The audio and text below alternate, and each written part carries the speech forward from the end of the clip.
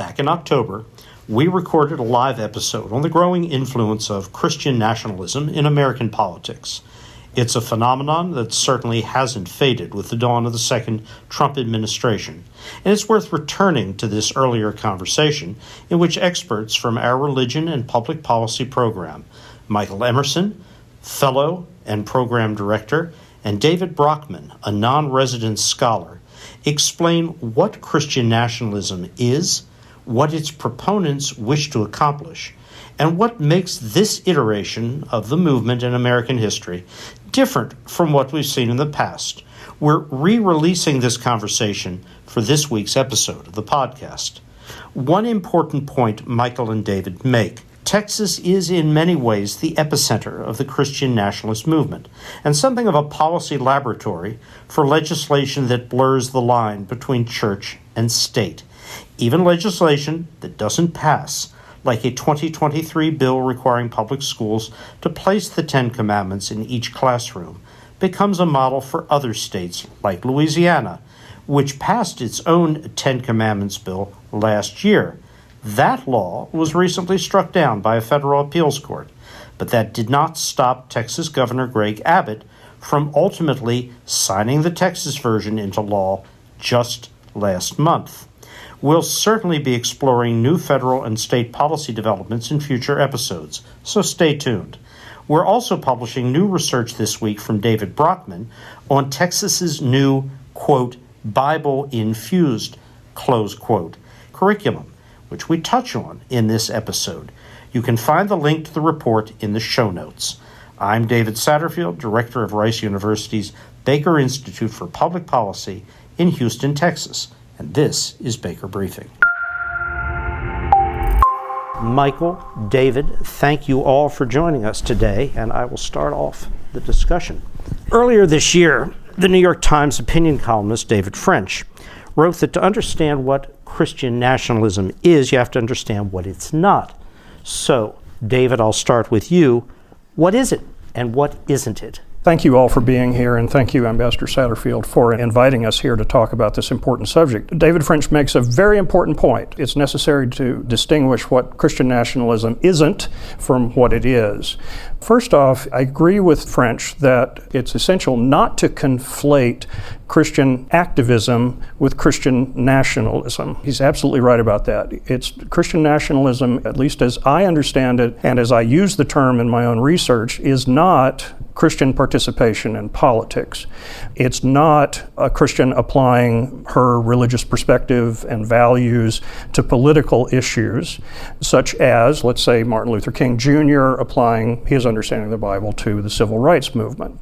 So it's not Christian activism, but what it is, as David French mentions, is that Christian nationalism advocates Christian supremacy in the political realm. It's basically, as I define it, it's a religious and political ideology in its fullest form, as found in texts by, say, David Barton or Robert Jeffress. It makes a historical claim that the founders intended to create an explicitly Christian nation governed by Bible-based law and public policy, that the United States has departed from that initial vision, and that we should return to that vision, effectively that government today should prefer and promote Christianity and base laws on the Bible or Christian values. Usually what's included with that is the idea that church-state separation is a myth or various interpretations that would minimize church-state separation. And there's also an associated branch of Christian nationalism, or wing of it, I guess, which is basically the idea that to be a real American is to be a Christian, or at least a certain kind of Christian. So that would be my answer to that question. David, a couple questions. This concept, the U.S. was founded as a Christian nation. Certainly, there was a widely held deist perspective amongst the founding fathers, which is a bit different from what we now understand to be a classic Christian approach. But that issue, was there in fact an intent to found? I'll go beyond that. Separation of church and state, the bedeviling question. The founding fathers were determined that there would not be a state church, an establishment of church. They were disestablishmentarians with no establishment to oppose, except the Church of England.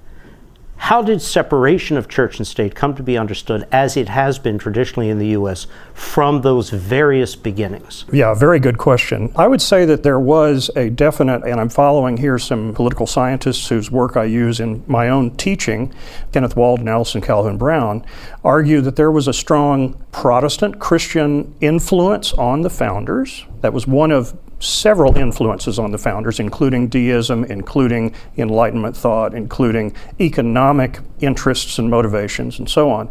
And that there were some Protestant ideas, such as a strong belief in the inherent sinfulness of humans, that perhaps influenced parts of the Constitution, such as the principle of separation of powers, to keep any one segment of the government from gaining too much power. Also, the separation of church and state idea also seems to be related to that notion as well. Again, the idea of not granting too much power to any one particular segment of the population, and in this case being the church or a national church, which would have a kind of religious monopoly on the nation.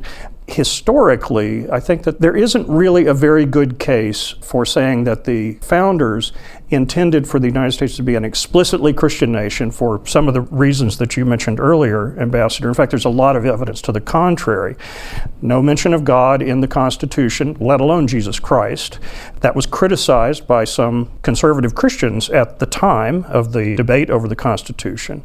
No religious test for public office, the Establishment Clause, which you mentioned before. And also a lot of evidence from Thomas Jefferson and James Madison in particular, who worried about the danger of religious tyranny, something that there has been a long record of in Europe and in Great Britain.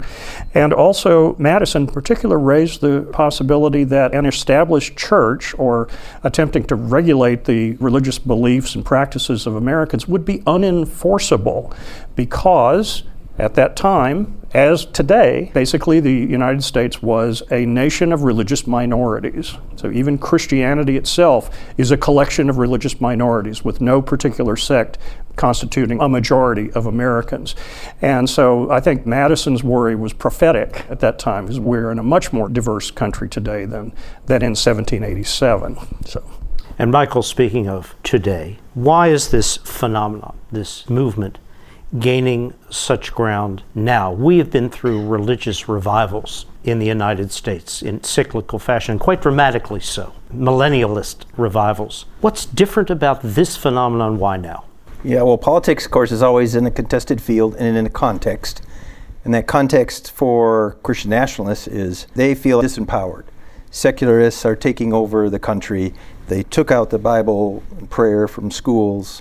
Of course, that's a while ago, but those narratives have stayed. And then also the growing diversity. Like, there's a sense of we're losing a country we knew, and so we've got to do something about it. And that something about it is return to the perceived idea that we are a Christian nation. So who are these people? It's amazing. 30% of the voting electorate would subscribe to Christian nationalism.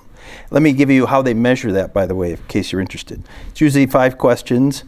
The U.S. government should declare America a Christian nation. Pretty direct. So these are folks that when they're Christian nationalists, they agree with these statements.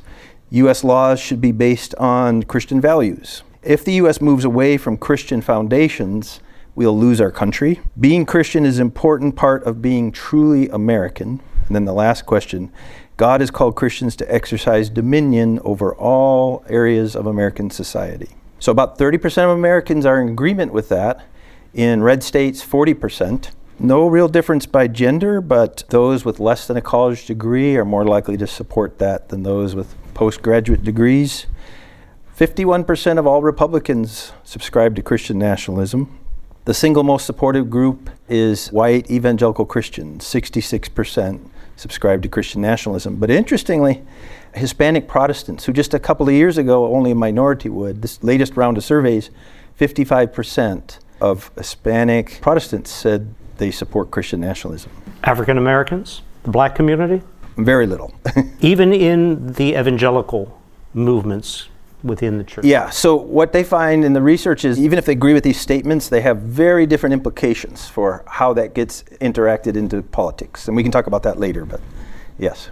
Okay, this brings us to the policies themselves. And David, Texas is viewed, and I welcome your view if viewed correctly or not, as the epicenter of this nationalist, Christian nationalist movement, a laboratory, if you will, for religious legislation that could be replicated in other states.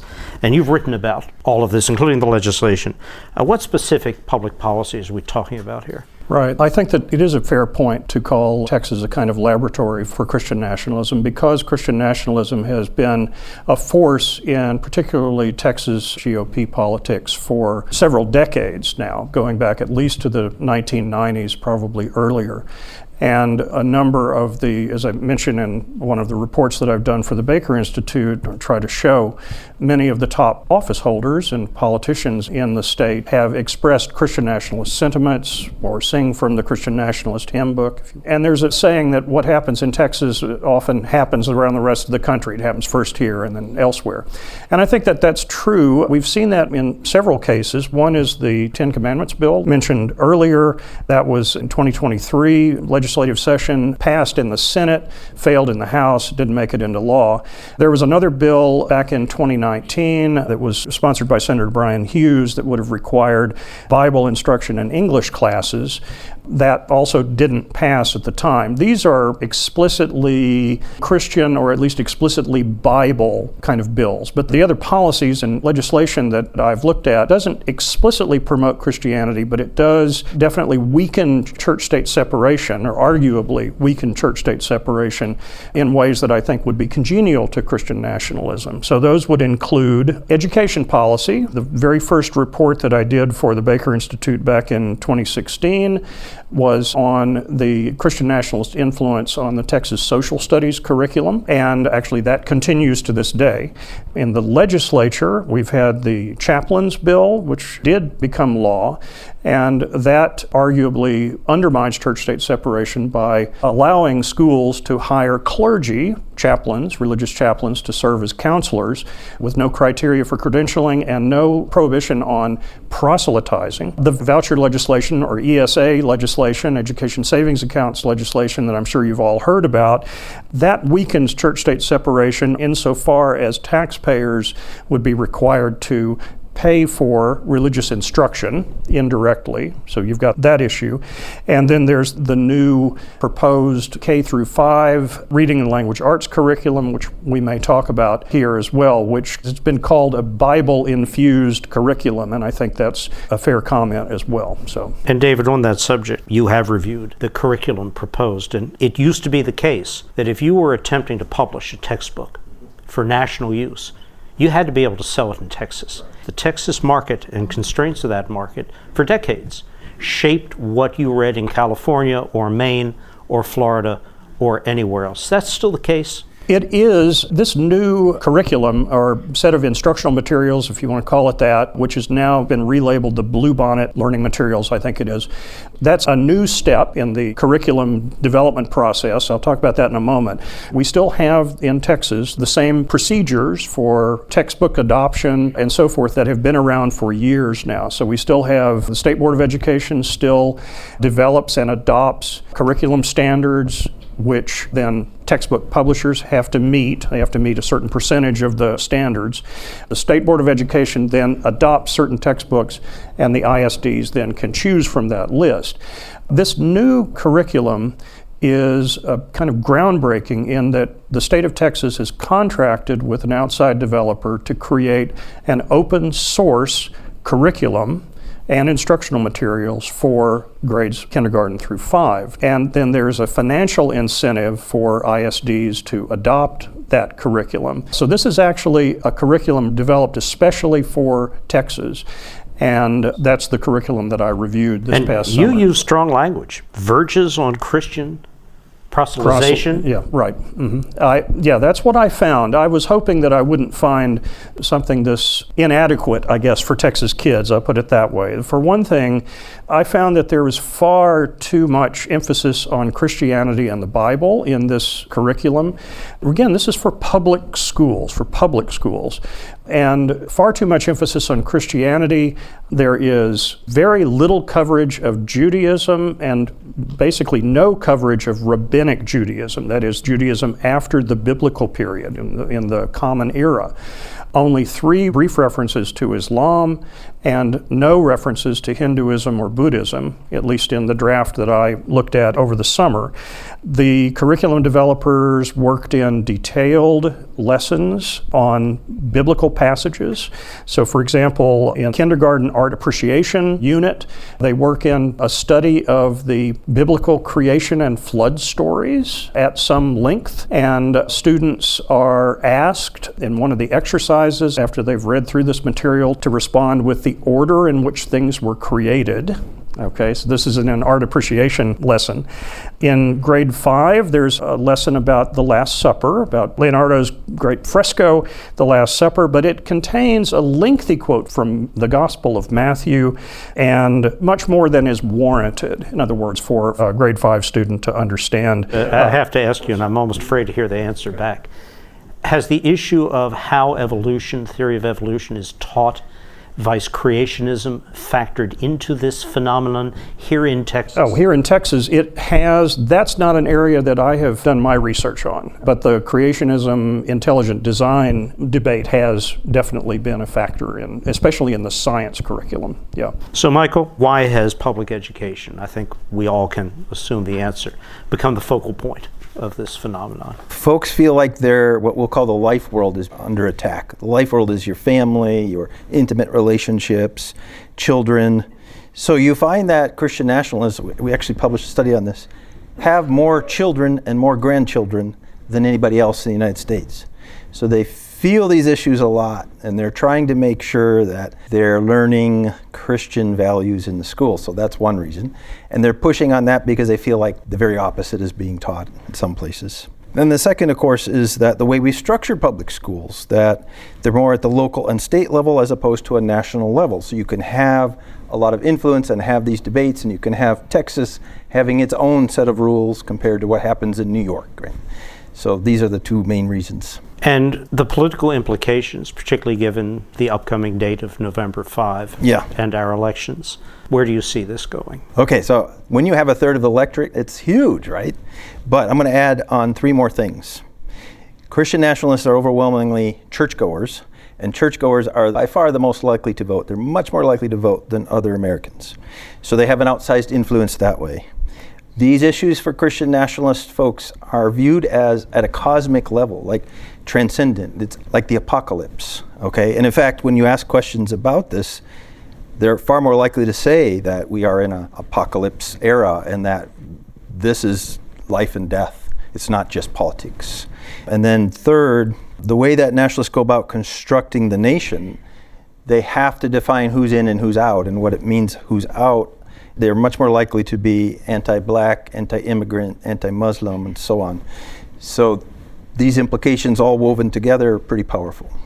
For both of you, you've studied the phenomenon of religion, the history of religion in American national life going back to the foundation of the country before. Have we been through periods like this that are more or less opposite to what we're confronting now, or is this unique? It is cyclical. You know, each era has its own uniqueness because of the times, because of the media, because of technology.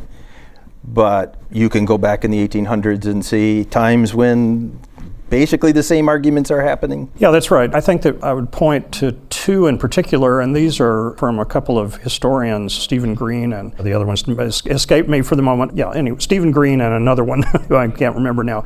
But one is the second generation after the founders. You know, the John Quincy Adams generation was, according to Stephen Green, was one era in which the idea of an explicitly Christian nation began to surface for the first time.